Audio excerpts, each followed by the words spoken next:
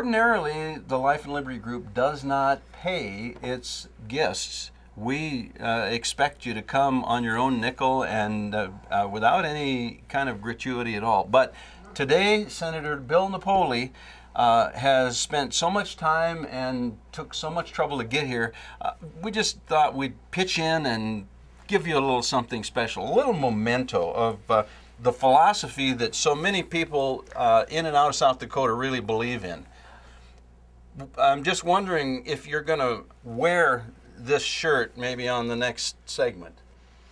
It says, "Yes, we can." What do you think? I'll treasure this more than anything in my whole life. It's brought a tear to my eye. This is such a great thing. Well, I saw a little moisture up there. I thought you were just sweating. This is such a great thing.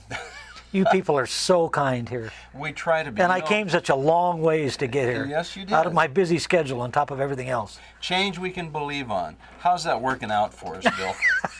It's doing just fine. It's almost as if there's just no, thank you very much. I really needed that. Yeah.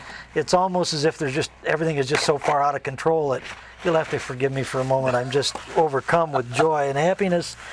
Because Gordon, knowing as conservative as he is, never gives anything away. So that's true. We run a tight ship around. Yes, you do.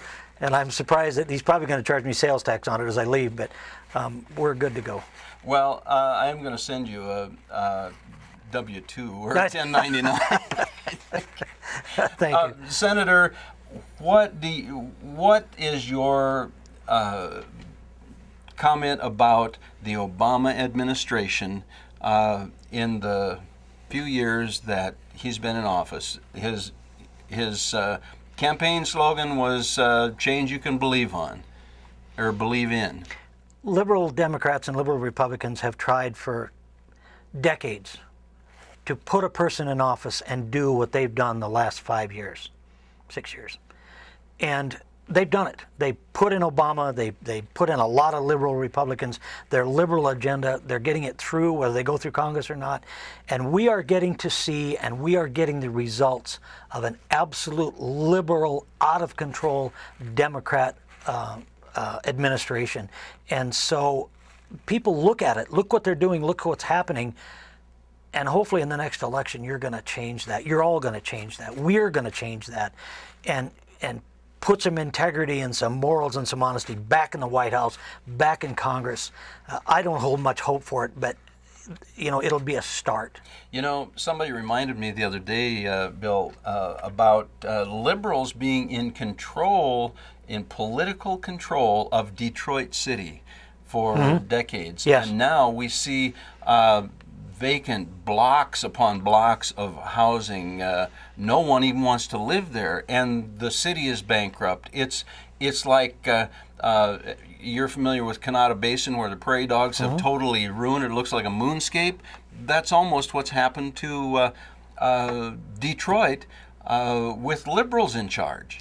We're seeing it every day. I own a small trucking company, and every day we get new bulletins about new things that we have to do for our taxes and our fuel rate, our fuel permits, and all of our rate cards and all the things we have to do and the permits we have to apply for. And finally it came down about 3 or 4 days ago that Peggy now will have to go to school to learn how to do our fuel log reports to do our fuel permit reports. And she said to me, "I'm ready to quit." She's not alone in that, is she? There's the answer right there. She's ready to quit. That's what happened to Detroit. They quit because it's become so difficult under this administration in order to do business, in order to make money, to support our kids, pay for our families, pay for our houses, that people are quitting. Bill, you've accused me of being a cheapskate. Maybe you should give her a raise. Maybe 35 cents an hour isn't enough to keep her doing. You're assuming that I'm paying her at all. Well, actually, I knew you weren't. Okay, thank you. She's doing it for the love of the job. Certainly, and what she's probably the most remarkable woman in the state. Absolutely.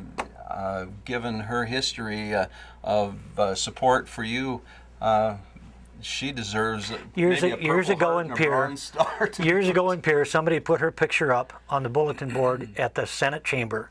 And it was a beautiful picture of Peggy, and they wrote underneath it, "Senator Napoli's wife," and there was different comments. Saint, most wonderful woman, Mother Teresa's best friend.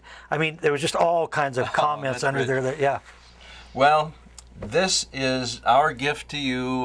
Wear it with pride because this is the Obama nation.